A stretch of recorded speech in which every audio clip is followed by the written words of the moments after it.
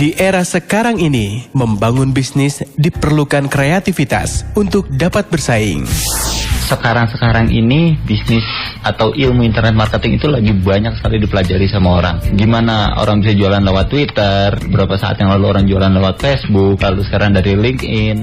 Berbicara riba, Allah dan Rasul menyuruh kita untuk terbebas dari riba. Karena bila tidak, Allah dan Rasul sendirilah yang akan memerangi orang-orang yang melakukan riba. Bukan tanpa sebab, harga diri kita akan tergadai oleh riba. Kisah jatuh bangun dalam perjalanan bisnis orang terbaik akan kami hadirkan dalam Inspirasi Bisnis setiap Rabu malam jam 19.30 hanya di MKFM. Inspirasi Bisnis, referensi bisnis Anda.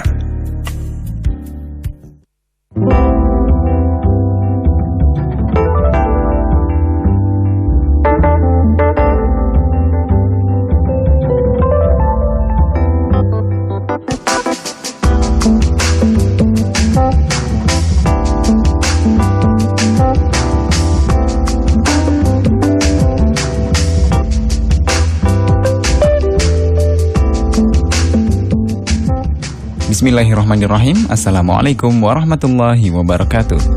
Disiarkan dari lantai 2 Geraha Stimbik Amikom Yogyakarta 92,3 MKFM Jogja. Inspirasi Keluarga Indonesia. Inspirasi Bisnis kembali menemani Anda di edisi kali ini Rabu 17 Safar 1438 Hijriah, bertepatan dengan 16 November 2016. Bersama dengan komunitas pengusaha Rindu Syariah, program Inspirasi Bisnis 1 jam ke depan akan berbincang dengan dua narasumber kita. Ada Pak Martin Umar dari pengusaha Rindu Syariah, dan satu narasumber spesial malam hari ini ada Pak Yoyo, owner Spesial Sambal. Anda yang hobi kuliner di Jogja, insya Allah pernah ya makan di Spesial Sambal. Bukan hanya di Jogja, di Jawa Bali tadi saya tanyakan cabangnya sampai 78 ya, kalau tidak salah ya. Saya dengar tadi 78.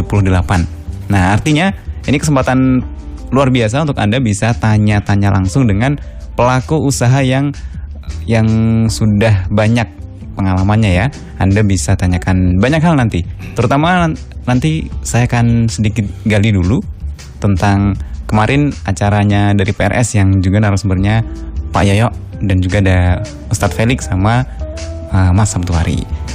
Baik, kita langsung sapa dua narasumber kita, Pak Martin Umar dan juga Pak Yoyo. Assalamualaikum warahmatullahi wabarakatuh, Pak Umar, Pak Yoyo. Waalaikumsalam warahmatullahi wabarakatuh. Kabar sehat, Pak Umar? Alhamdulillah baik. Alhamdulillah baik. Alhamdulillah. Pak Yoyo juga ya? Sehat juga, batuk-batuk sedikit. Ya, ini gara-gara kebanyakan makan sambal kali. Baru mau nanya itu tadi. Oh iya. Sambal obat batuk maksudnya. Oh. Ini suka sambal memang awalnya dulu. Mania Mas, karena sejak dari dulu kalau makan nggak pakai sambal nggak bisa Mas. Itu. Asli mana sih Pak Yoyo?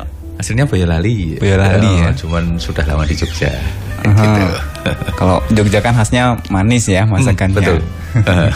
Ini menghadirkan yang spesial sambal di Jogja. Baik, saya undang sahabat nanti bisa ngobrol juga dengan Pak Yoyo dan juga Pak Martin Umar dari kegiatan-kegiatan PRS ataupun bagaimana kiat-kiat bisnis ya. Anda bisa tanyakan lewat telepon 884-205, lewat SMS di 0815-78600923, juga lewat WhatsApp nomor yang sama. Baik, Pak Martin Umar, bisa di update dulu nih kemarin bisnis talk ya, pelaksanaannya seperti apa dan ada inspirasi apa nih untuk sahabat-sahabat? Ya, kemarin luar biasa, kurang lebih hampir 1.000 orang hadir di situ. Dan pengalaman pertama itu event di Jogja pakai QR code ya, jadi langsung masuknya itu pakai digital sistemnya gitu. Walaupun sempat ada beberapa orang bingung nih tiketnya dibukanya gimana gitu. Tapi alhamdulillah semuanya lancar, berjalan dengan baik sesuai dengan jadwal kemarin, termasuk lancar dari awal sampai akhir gitu. Dari situ kemarin banyak yang ngasih selamat juga. Saya juga tiba-tiba jadi selebriti, diajak foto juga gitu. Nggak nyangka yang ngajak foto saya juga banyak juga. Padahal nggak pernah nongol, Pak. Nongolnya lewat gini suara aja gini. Gitu. Nah, terus ya alhamdulillah ini saya dititipin kecap juga buat Pak Yoyo tadi itu. Ya. Di sana juga. Di tes ya Mas. Iya, minta Bikin dites spesial kecap nanti. spesial kecap. Dari Solo tuh tadinya mau saya tolak juga, nggak enak kan dari Solo, ya udahlah saya bantu terima gitu. Oke, kalau Pak Yoyo kemarin kan termasuk salah satu narasumbernya ya. Betul. Apa nih yang paling kena di acara kemarin dengan ketemu hampir 1.000 ini ya? Motivasi yang paling terlihat dari peserta apa saja nih? Kalau saya kan kalau setiap kali berbicara diundang sharing gitu, berbagi pengalaman itu kan memang saya bercerita tentang kisahnya SS Mas, kisah saya dan kisah SS. Jadi memang yang saya bagi itu betul-betul bagaimana pengalaman SS mulai dari dilahirkan, kemudian dibesarkan sampai usianya yang ke-14 gitu. Menurut saya pesertanya antusias, bagus, luar biasa ya, dan lebih banyak memang karena waktunya yang mepet ya, maka kita lebih banyak bicara yang sifatnya memang spiritualitas, berbisnis sementara gitu. Jadi tidak sampai di hal-hal yang sifatnya lebih teknis dalam tanda kutip, strategi dan lain-lain. Itu cuman luar biasa menurut saya itu ya, dari antusias pesertanya, jumlah pesertanya, dan juga para narasumbernya dan juga panitianya Mas. Baik, Gitu. ini malam ini juga terbatas nih waktunya Pak Yoyo, tapi sahabat-sahabat kemarin ada di antara yang tidak ikut, pengen tahu juga nih sejarah singkat lah 5 menit. Oh, 5 menit. Spesial sambal ini sekarang sudah 78 cabang ya, betul ya? Iya. Ini awalnya gimana sih Pak? Awalnya kaki lima, jadi kita buka tahun 2002. Waktu itu saya usia 29 tahun, masih berstatus mahasiswa. Ya, Sebentar, gitu. usia berapa? 29 tapi statusnya masih mahasiswa Mas. Gitu. Dan itu baru merintisnya itu ya? Baru merintisnya ya, jadi bukan merintis dari muda belia enggak, tapi memang sudah dan karena memang sudah kepepet, saya kuliah di Teknik Kimia UGM, tapi karena tidak lulus maka nanti mau ngapain gitu ya untuk masa depannya gitu, pada akhirnya ya harus membuka usaha sendiri gitu. Pada akhirnya 2002 itu kita buka di kaki lima Barat Gerasa Pramana UGM itu. Alhamdulillah waktu buka pertama itu langsung sambutan konsumen, masyarakat kelihatan baik ya. Itu dibuktikan dengan mulai adanya pelanggan yang masuk, artinya membeli pertama terus kembali lagi. Itu tahun 2000, dan sekarang cabangnya juga masih ada cabang itu ya, kami pertahankan. Yang di kaki lima itu? Ya. Oh. Gitu. Pakai nama spesial sambal juga? Iya, dari awal semua konsep, merek, logo, nama, apalagi ya tagline itu semuanya sama, karakter warna juga semuanya sama. Di kaki lima Ya, itu di awalnya. Kaki lima itu. Oh. Gitu. Jadi ini nggak nyangka atau memang sudah terencana saya nanti akan begini begitu? Tidak.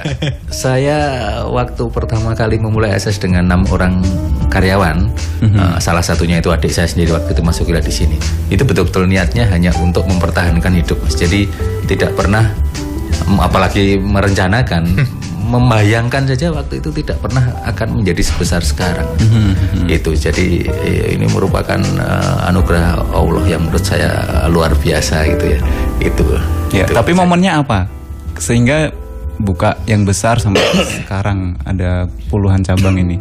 Momen berubahnya, idenya atau apalah? Jadi tidak ada momen yang spektakuler terus langsung berkembang banyak gitu, enggak Mas. Menurut saya, seingat saya itu mengalir saja. Jadi kita buka cabang pertama itu juga baru setelah 1 tahun lebih kok. Di Condong Catur itu buka cabang pertama juga dari kecil, itu pun karena permintaan pelanggan gitu loh Mas. Jadi pelanggan itu minta Mas buka di Condong Catur gitu ya, dan karena permintaannya kok cukup sering, cukup banyak gitu ya pelanggan yang datang ke kaki lima itu ya, pada akhirnya kita kemudian buka di Condong Catur. Itu jadi kita waktu itu buka satu demi satu itu lebih banyak ngikutin pasar maksudnya Mas. Ke cabang ketiga di Babarsari ya Mas, buka di Babarsari ya udah. Itu luar kota juga cabang pertama di Solo juga karena banyak permintaan dari Solo. Waktu itu hanya seperti itu. Menyesuaikan pasar malah ya. Menyesuaikan permintaan pelanggan. Konkretnya seperti itu karena pelanggan kan ngomong langsung gitu ya, atau melalui kuesioner kan, kita punya kuesioner 6 bulan. Oh ya, iya. Ya. Baik, ini kalau di beberapa pelatihan bisnis, perencanaan bisnis, ada yang sarannya ya direncanakan matang termasuk setahun ke depan, 2 tahun ke depan. Ini Pak Yoyo kayaknya enak aja ngalir gitu. Pesannya Pak Yoyo, jangan cari buku, nggak ada bukunya kalau untuk SS. Iya, ini perlu dibuatkan bukunya sendiri nih. Saya cerita apa adanya aja Mas. Jadi terus terang saya itu orangnya bukan orang visioner Mas. Jadi saya itu dari dulu punya prinsip berpikir hanya selangkah demi selangkah, dan setiap langkah itu saya lakukan dengan kemampuan terbaik itu. Maka bahkan kalau saya tuh ditanya sekarang ya, jenengan tanya 2017 tuh mau ngapain, saya terus terang sampai saat ini belum punya bayangan. Makanya kemarin doyak-oyak sama para manajer di SS, Pak, paling tidak Pak Yoyo itu harus membuat biar kita itu punya gambaran. Ya memang betul, tapi sampai sekarang belum saya buat. Setahun ke depan saja saya belum punya, apalagi kalau ditanya 5 tahun lagi, 10 tahun lagi, saya sama sekali tidak punya rencana sampai ke sana. Tapi kalau angan-angan mimpi gitu ya terbersit dari seliwar-seliwar gitu ada. Cuman kalau sampai merencanakan itu enggak. Dan ini menurut saya tidak masalah salah dan benar ya misalnya, tapi bagi saya yang merencanakan juga menurut saya benar, bagus ya gitu. Cuman ada sebuah gaya kerja itu yang nggak cocok untuk seseorang tertentu. Nah kebetulan saya termasuk orang yang mungkin tidak begitu cocok dengan merencanakan terlalu jauh, karena takutnya malah itu membebani gitu loh. Jadi saya lebih nyaman bekerja dengan cara ya berpikir hanya selangkah demi selangkah, tapi setiap langkah kita lakukan dengan kemampuan terbaik gitu. Tapi kalau bermimpi ya bebas, saya bermimpi selalu. Oke. Berangan selalu ada. Gak ada komentar nih Pak Umar. Ya, jadi emang kalau kadang-kadang yang komentarnya saya gitu ya, ketika pertama kali dulu di Mertamu kita ketemu, ada acara bareng BRS yang pertama, Business Talk pertama, ngundang beliau juga waktu itu, yang pertama itu. Nah, walaupun nggak direncanakan, tapi ada ilmu sunatullahnya yang saya menarik, yang benar-benar peran manusia. Kalau di Qadar dan Qadar itu ada wilayah manusianya, itu Pak Yoyo benar-benar garap gitu loh. Salah satunya kalau senyum itu bisa dipastikan gitu loh. Tapi kalau orderannya berapa, rezekinya berapa tiap warung nggak bisa. Tapi kalau pelayan harus senyum itu bisa gitu. Nah itu yang dipastikan Pak Yoyo, itu wilayah manusianya dikerjakan optimal. Nah itu kunci rezekinya di situ. Apa yang bisa dikerjakan manusia, misalkan nasi tidak boleh sampai terlambat dan lain sebagainya, itu yang diutamakan dulu. Itu padahal kunci rezeki yang salah satu yang saya belajar di Islamic Business Coaching itu ada di tempatnya Pak Yoyo, sudah ada duluan gitu. Tidak terlalu melulu kepada rezeki, karena ya sama-sama pemahamannya sudah hampir sama bahwa rezeki itu wilayahnya Allah, bukan kita. Ya, gitu. Nah, luar biasanya. Baik, nanti bisa dibagi tipsnya ya. Kalau tadi disebutkan maksimal di peran manusianya. Iya.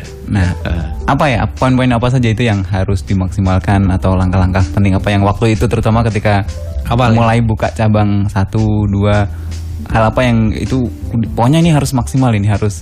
Tapi nanti kita jeda dulu. Kita tarik nafas Pak Yoyo. Baik sahabat, mungkin nanti kita lanjut lagi. Anda punya kesempatan untuk bisa ngobrol langsung ya lewat telepon di 8842005, di SMS dan juga WhatsApp nomornya 081578600923. 92,3 MKFM Yogyakarta, Inspirasi Keluarga Indonesia.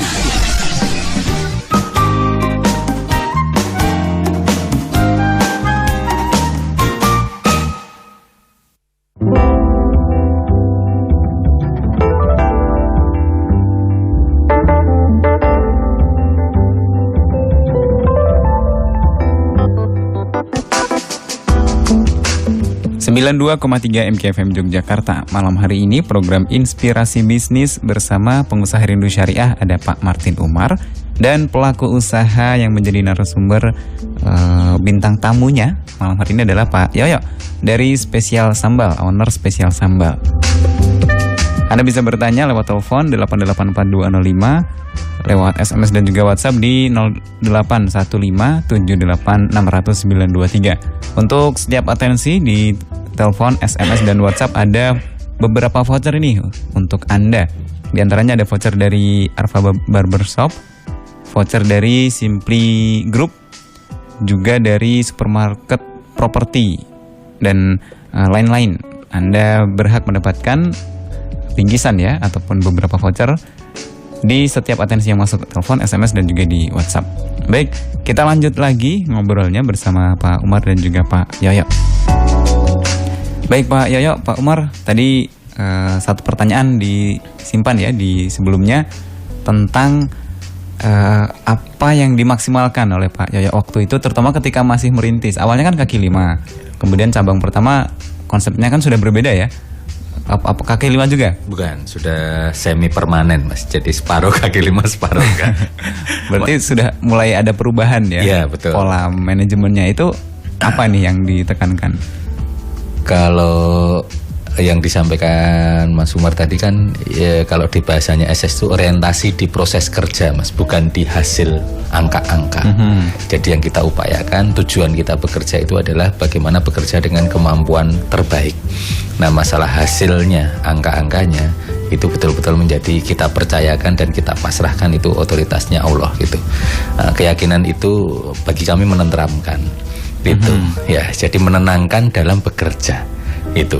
Nah, kalau tadi ditanya wilayah proses atau wilayah manusia apa yang digarap, pertama kali yang bisa dipastikan itu kan adalah kualitas rasa.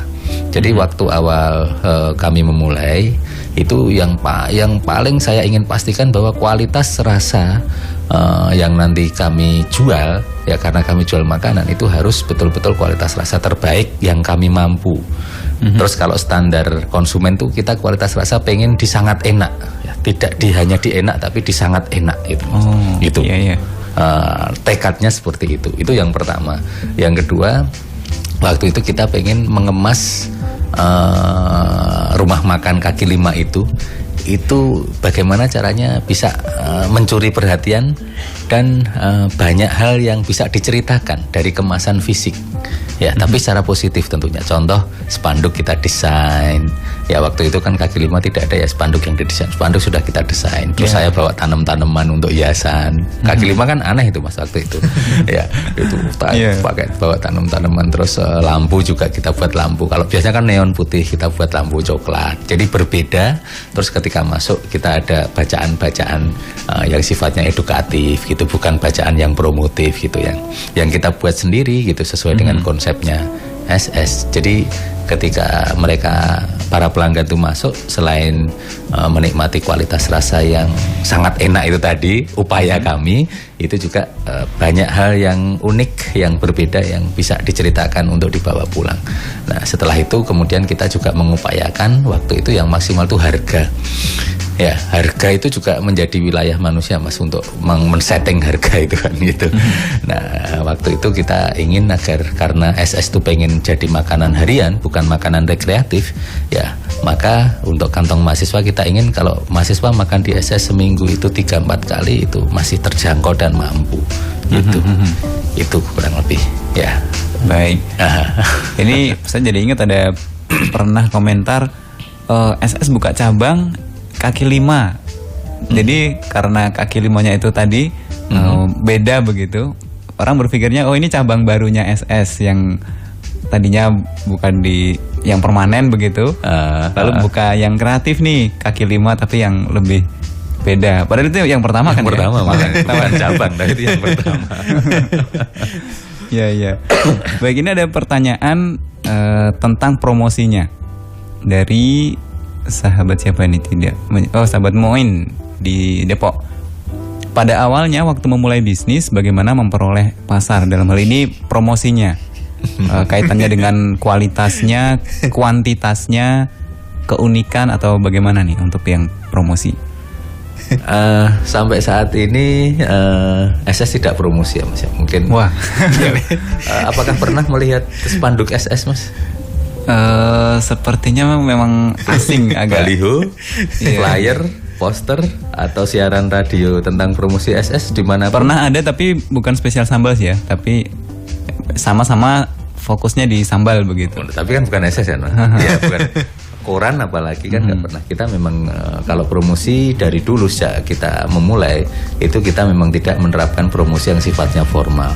Tapi strategi kami itu lebih ke bagaimana para pembeli menjadi pelanggan, terus kemudian setelah menjadi pelanggan mereka itu dengan ikhlas itu menjadi agen-agen promosinya SS dengan cara karena terkesan dengan kualitas rasa, terkesan dengan harga barangkali, terkesan dengan tulisan-tulisan SS, terkesan dengan mungkin layanan, pada akhirnya mereka bercerita kepada teman-temannya atau yang lain tentang SS gitu. Nah ini yang kita sebut menjadikan pelanggan sebagai agen-agen promosi warung SS itu strategi kami. Kalau secara teknis apa yang saya lakukan waktu pertama kali mendirikan, kalau saya sendiri promosinya itu sebatas nge-SMS teman-teman Mas.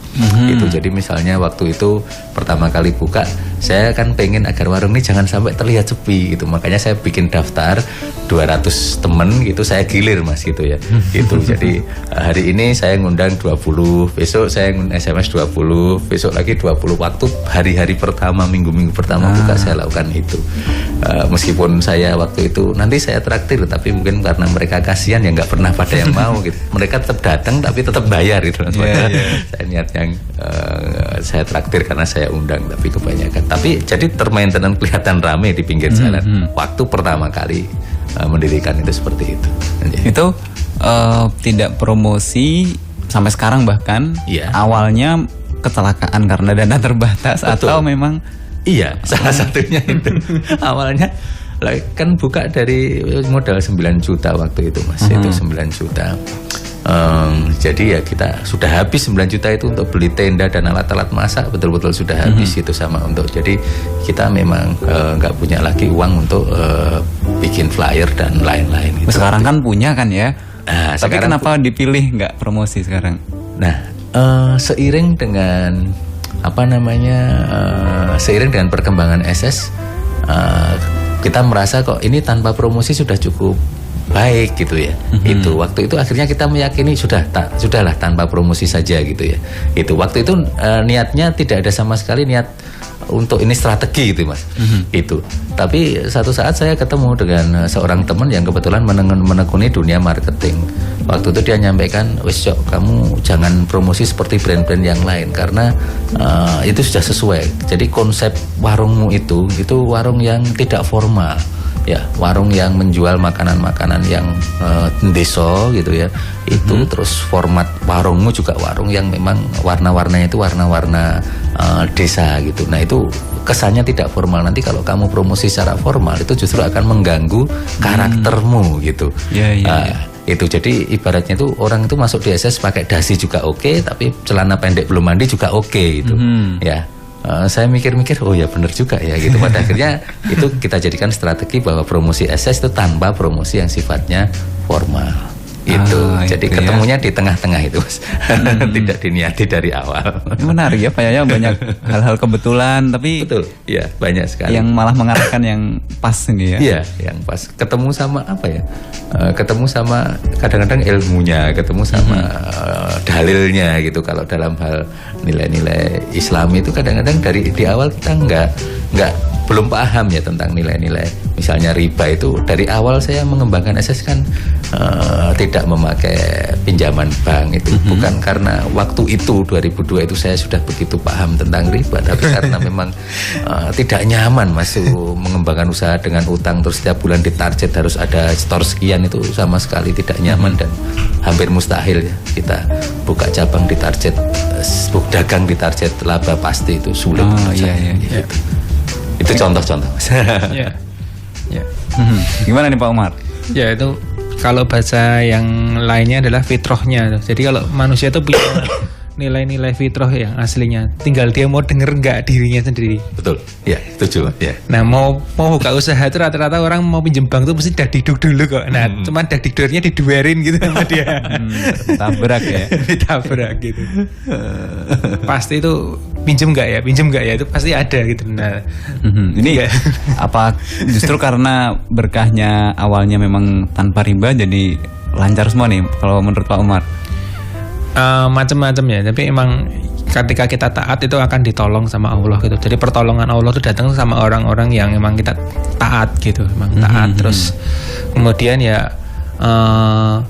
basicnya ada gitu juga. Ada kalau bahasa Rizky yang dibahas Satu Condro tuh hal-halnya tadi loh, yang wilayah manusianya itu emang harus dioptimalkan dulu bener-bener. Nah terus nanti habis itu dari situ pasrah itu juga bagian dari tawakal juga kan, dan ikhtiar yang terus berjalan memperbaiki. Nah itu jalan tuh kunci rezeki yang luar biasa insya Allah gitu. Kadang-kadang orang nggak memperhatikan dua hal ini gitu loh. Kalau bahasa yang lainnya buka toko tapi cuma tunggu aja, nunggu aja gitu. Ya benar-benar tanpa marketing tapi nggak mikir apa-apa, nggak nambah tanaman, nggak nambah lampunya dirubah gitu, atau sambutannya nanti seperti apa, bahkan memastikan rasanya enak pun nggak, dia cuma tunggu aja gitu ya. Ini bagi dia merasa sudah tawakal gitu, tapi tawakalnya keliru. Ya, setuju, setuju. Baik. Baik, ini kita lanjut ke SMS lagi. Sambelnya digoreng, direbus. Gimana cara membuatnya? Resepnya dirahasiakan tidak? Tidak ada Mas rahasia di SS. SS kan kalau tadi berarti tanya tentang sambelnya ya. Ya. Macam-macam Mas. Ada yang sambel segar cuman diulek saja. Ada yang kita diolah pakai digoreng. Ada juga yang direbus kayak sambel bajak, sambal teri itu pakai proses perebusan. Jadi karena memang varian sambelnya banyak sehingga juga proses-prosesnya pun juga beragam kalau di SS. Banyak pilihan sambal ya. Betul, pokoknya ya. Ya ada 27 kurang lebih sekarang. Wah, ya. Bebas pilih. Kemudian ini nanya kaitannya dengan sisi syar'i nih, Pak Umar barangkali bisa membahas nih. Kalau misalnya di sebuah tempat merahasiakan resep nih, misalnya SS nih, misalnya dirahasiakan nih. Kebetulan kita pengen tahu nih resepnya, akhirnya kita curi-curi pandang gitu. Misalnya pas lagi nguleknya kita amatin, oh gitu caranya, oh gitu-gitu. Itu boleh nggak nih kalau misalnya memang dari perusahaannya sebenarnya merahasiakan resepnya, boleh nggak kita curi-curi pandang gini? Jadi apa ya? Kan itu mengamati sendiri gitu, nggak mentang-mentang mencuri. Kalau mentang-mentang mencuri itu misalkan ada buku resepnya di meja terus diambil, nah itu baru mencuri resep. Kalau itu kan dia mempelajari, mengamati sendiri, itu nggak masalah gitu. Dan pasti Pak Yoyo jamin juga kalau di sini mau belajar kayak gimana pun juga nggak bisa buat seperti yang di SS. Ya, betul. Pasti itu. Sedikit saya belajar juga sedikit di kuliner tuh emang masalah belanja itu nggak gampang juga, kadang-kadang mendapatkan kualitas sayur yang terus konsisten itu juga salah satu rahasia di kuliner juga sebetulnya gitu. Termasuk Lombok yang seperti apa nih ya Pak? Ya. Jadi kualitas rasa itu tidak hanya dibangun dari resep Mas. Itu resep itu hanya mungkin berapa persen gitu ya, dibangun dari kualitas bahan baku. Dan yang paling utama karena SS itu manual ya dibangun oleh manusianya Mas. Iya. Jadi kalau hanya saya ngomong ini resepnya sambal teri segar itu ini itu tidak bisa terus nanti buka warung terus persis terus gitu, itu tidak mudah. Itu karena harus yang dibangun harus semuanya itu yang berkontribusi terhadap kualitas rasa itu. Itu kalau cabai misalnya, kalau cabai rawit itu di Indonesia kan ada 4 jenis cabai rawit itu. Nah SS itu spek cabai rawit yang kita pakai itu cabai rawit yang secara karakter fisik itu kecil, kurus gitu ya, terus tekstur kulitnya itu halus gitu ya, gitu. Jadi bukan yang cabai tomat yang nyempluk-nyempluk itu enggak, yang gede-gede itu juga enggak ya. Itu contoh bahwa dalam hal pemilihan cabai rawit pun ya kita itu sudah ada speknya. Gitu. Ini kalau dikasih tahu rahasianya, ini saya pakai cabai rawit, itu orang tetap bisa pilih cabai rawit yang macam-macam ya. Iya, cabai rawit bisa beda-beda yang hasilnya. mana itu bisa. Itu. Baik gitu ya sahabat. Kemudian apakah Pak Yoyo termasuk yang percaya bisnis modal dengkul? Kalau saya termasuk yang tidak. Bagaimana pendapat Pak Yoyo tentang ini, sahabat Agus di Sleman? Modal dengkul itu maksudnya. Oke, saya cerita SS saja ya sebentar, maksudnya cerita pendek. Mudah-mudahan bisa menjawab ya tadi yang dimaksud. Yang jelas SS itu kalau yang dimaksud modal dengkul itu tanpa modal sama sekali. Kalau menurut kita itu modal itu ada dua Mas. Modalitas mental, spiritual, ya itu jauh lebih penting dibandingkan modalitas materi dari pengalaman kami Mas. Gitu. Ya jadi waktu itu modalnya kita sebelum SS itu muncul. Ya, 3 bulan dalam kandungan tuh kita habiskan waktu itu untuk riset produk Mas. Gitu, saya menghabiskan untuk riset produk ya, agar bagaimana bikin sambal, bikin lauk, bikin minuman yang bisa kualitasnya itu menurut kita itu sangat enak itu. Nah, menurut saya itu bukan dengkul ya, tapi modal kepala itu Mas. Modal pikiran dan upaya gitu. Itu. Terus kalau dari sisi kita bikin usaha tentu tetap ya butuh alat ini itu ya harus tetap ada modal materinya. Cuman bagaimana caranya modal materi itu seminimal mungkin. Gitu. Nah, SS itu dari 9 juta. 3 juta itu tabungan saya, 6 juta itu dari urunannya adik sepupu yang kemudian kita pakai sebagai kita akadkan sebagai bagi hasil. Itu ya, itu kurang lebih kalau yang dimaksud modal dengkul itu nggak modal apa-apa, modal mental nggak ada, modal materi nggak ada, yang menurut saya tidak bisa. Itu tetap harus ada modalitas, pertama modalitas mental spiritual, yang kedua modalitas materi barang itu tetap harus ada gitu ya. Gitu. Biasanya kalau pertanyaan seperti ini kan maksudnya tanpa uang. Bisa nggak sih bisnis tanpa uang? Mungkin ada nih Pak Umar juga teman-teman di PRS yang mempraktekkan. Ya, kalau ini teorinya coach ya, ini beda sama yang dari SS itu. Jadi disarankan kalau ini sebetulnya masalahnya lebih ke mental. Jadi kalau di bahasanya Pak Yoyo gitu, kalau mentalnya ini merasa bisa untung, harus punya mental bisa untung dulu, melihat ini bisa untung, bisa dijual, ada yang mau beli sambelnya gitu, ya langsung buka aja gitu loh. Tapi kalau itunya belum dapat, jangan sekali-sekali nyari modal dari manapun juga, nggak bakal jalan itu tetap usahanya. Nah itu yang harus dipunyai dulu. Makanya modal mentalnya mungkin lebih utama, yaitu tadi mental ini pasti lakunya tuh, atau ini pasti ada yang mau makan, ini pasti cocok lidahnya dengan orang sekitar sini, mahasiswa seleranya kayak gini. Itu harus dapat dulu. Kalau enggak terus langsung buka ya bubar. Ya. Baik, jadi kalau modal yang lebih penting mental tadi ya, mental ilmu ya. Iya, itu betul. Itu. Baik, ada pertanyaan lagi nih yang menarik nih dari sahabat siapa nih? Pak Yoyo, saya kan tetangganya SS karena rumah saya di sebelahnya Jayan, berarti SS yang Condong Catur ya? Condong Catur ya, betul. Saya ada lahan di Jakal KM 6,7. Tetangganya Pak Yoyo juga nih berarti. Di Tiara Real Estate yang di situ banyak komplek perumahan. Nah, bisa nggak kerjasama dengan SS sebagai bentuk ekspansi SS? Oke, kalau itu nanti biar dijawab, ada bagiannya Mas di SS ya. Nanti silahkan di 0274542050, itu nomornya kantor. Itu nanti ketemu. Berapa nomornya Pak Yoyo? 0274 542050 itu. Nanti ketemu yang namanya Pak Rifki itu ya. Biasanya kan selama ini karena ada permintaan pasarnya ya. Iya, untuk buka cabang. Kalau yang ini permintaan relasi. Tapi ada juga yang model seperti ini kemudian dibuka gitu. Ada, ya dari awal ada. Tapi sejak cabang ke-20 ya itu kita sudah jarang membuka untuk mitra secara terbuka. Maksudnya orang baru. Saya lebih menawarkan ke teman-teman lama, saudara gitu yang sudah paham betul mengenai bagaimana jiwa bisnis kami gitu, Mas, gaya bisnis kami gitu. Itu soalnya banyak hal yang tidak lazim gitu loh mengenai kebiasaan bisnis kami itu, Mas, itu. Ya. Lebih mudah bekerja samanya ya kalau sudah sama-sama paham ya. Sehati, berjodoh. Itu dalam hal nilai-nilai rezeki, nilai-nilai bisnis itu. Ya. Oke. Baik, ke pertanyaan lagi. Oh, sudah waktunya jeda dulu. Kita sambung nanti Pak Yaya dan Pak Umar. Nggak kerasa ya kalau ngobrol asik gitu ya. Baik, masih ada sampai 8:30 kesempatannya untuk ngobrol lewat telepon, SMS dan juga WhatsApp. Dan semua atensi yang masuk nanti akan ada beberapa voucher dari relasi-relasi PRS. Kami kembali setelah yang berikut ini. Bisnis Anda bermasalah? Bisnis Anda macet? Ikuti Islamic Business Coaching. Karena bisnis bukan hanya untung rugi, namun surga neraka. Islamic Business Coaching bersama pakar ekonomi Islam internasional Ustadz Haji Dwi Condro PhD. Assalamualaikum warahmatullahi wabarakatuh. Nama saya Agung Nugroho Susanto selaku CEO dari Simply Group. Kesan saya mengikuti Islamic Business Coaching yaitu saya lebih memahami konsep bisnis yang berkah. Jadi bisnis yang berkah itu adalah bisnis yang sesuai dengan syariat Islam.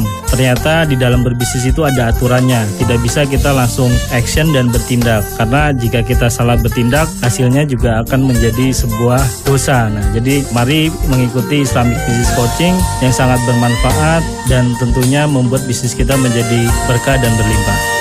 Islamic Business Coaching disupport oleh Simply Group, Akur Optik Bantul, DVD Islami. Daftarkan diri Anda sekarang di kantor IBC Jalan Monjali 251 Yogyakarta, Gedung Simply Fresh. Telepon 0878 6101 1012. Islamic Business Coaching, free untuk Anda. Bawa info terbaik.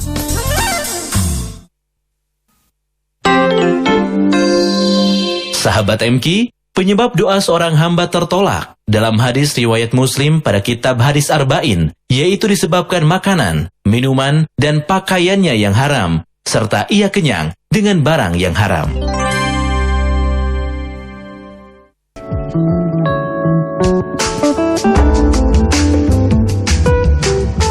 Masih bersama Pak Martin Umar dari Pengusaha Rindu Syariah dan juga Pak Yoyo, owner dari Spesial Sambal. Kita lanjut lagi membahas pertanyaan ini, Pak Yoyo, Pak Umar. Ya. Ada sahabat Tri di Makassar menyimak lewat streaming nih. Saya pengen tanya, saya punya modal tapi belum berani terjun bisnis. Pernah ditawari teman join bisnis kuliner dengan sistem bagi hasil, tapi takut ditipu. Padahal pengen banget terjun bisnis sendiri tanpa bayangan orang tua. Padahal kedua orang tua adalah pebisnis semua. Pengen banget punya bisnis sendiri, mohon motivasinya. Dari Pak Yoyo dulu nih. Temannya dulu takut ditipu nggak Pak Yoyo? Takut karena sepupunya ya, ada ya. Dan dia itu juga nothing tulus dong, dari rasa kasihan. Kasihan. Rasa belas kasihan. Kalau saran saya untuk sahabat MB yang di Makassar tadi, ya sudah punya tekad, itu salah satu modal yang menurut saya modalitas mental yang sudah didapat satu, ya. Gitu. Berikutnya adalah segeralah temukan gitu ya.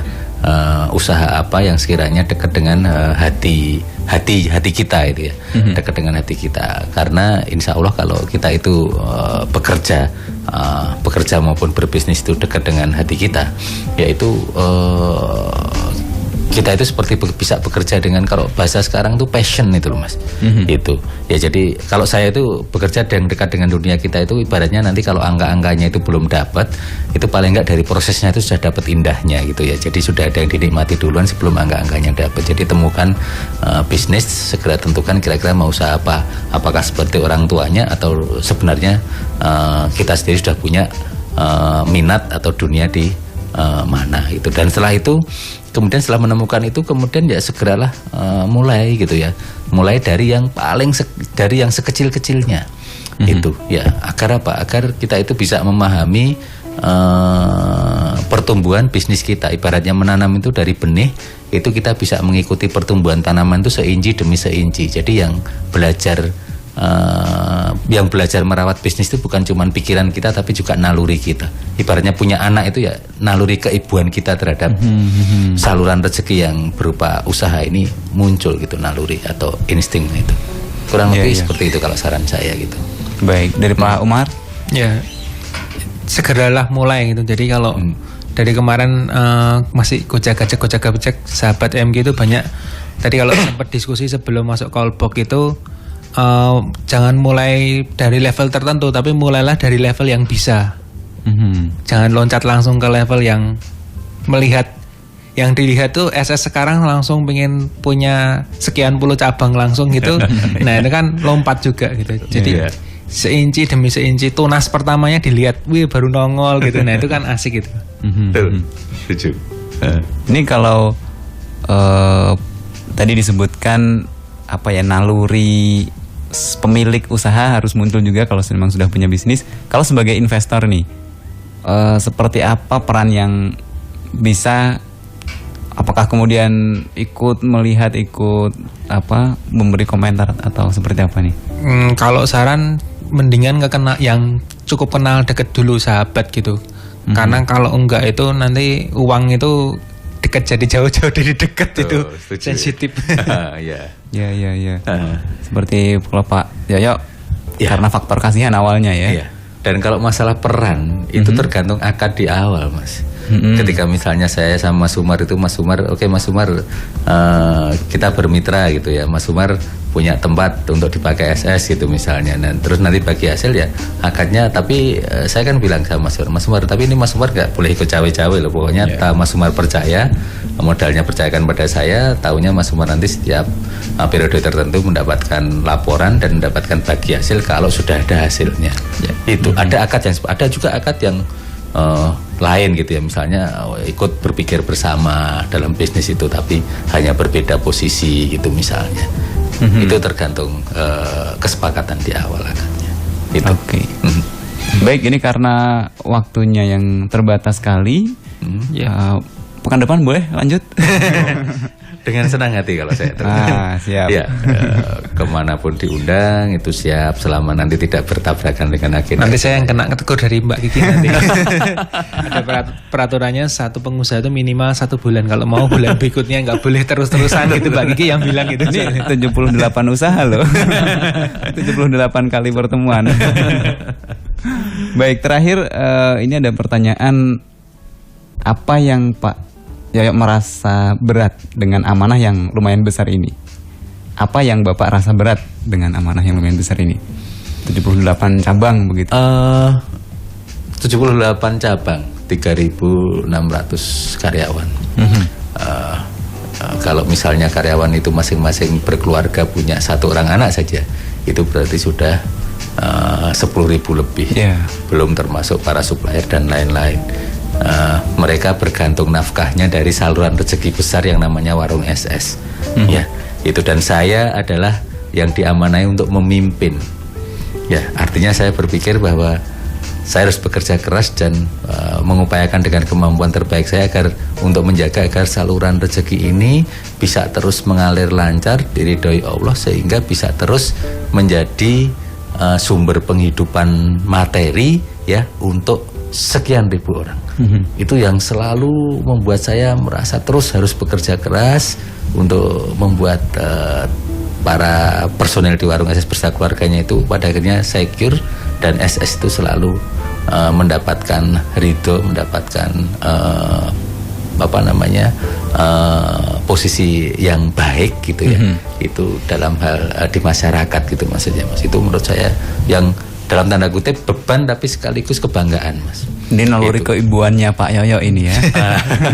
Kebapaan, muncul ya. Kebapaan. Iya, mungkin punya anak banyak sekali 10.000 orang gitu. Ya, gitu ya. Iya. Dari Pak Umar nih mungkin tambahan. IPC yang terdekat nanti tanggal 24 November, insya Allah, berarti bukan minggu ini, minggu depannya lagi. Tempatnya masih sama, jamnya masih sama, di Figlosia Building jam 7:30 malam gitu. Nanti insya Allah langsung sama Ustadz Decondro Tiono langsung nanti. Gitu. Baik, terima kasih Pak Yoyo, inspirasinya luar biasa, unik, sangat unik. Semoga jadi inspirasi untuk sahabat-sahabat semua. Dan Pak Umar ditunggu kembali pekan depan dengan bahasan yang lain. Mungkin untuk yang sahabat dari Makassar tadi kalau mau diskusi, insya Allah bisa juga di 087 86 101 1012 gitu. Nanti kalau karena waktunya sudah terbatas ya di sini gitu. Ya, gitu. Baik, terima kasih Pak Yoyo dan Pak Umar. Assalamualaikum warahmatullahi wabarakatuh. Waalaikumsalam warahmatullahi wabarakatuh.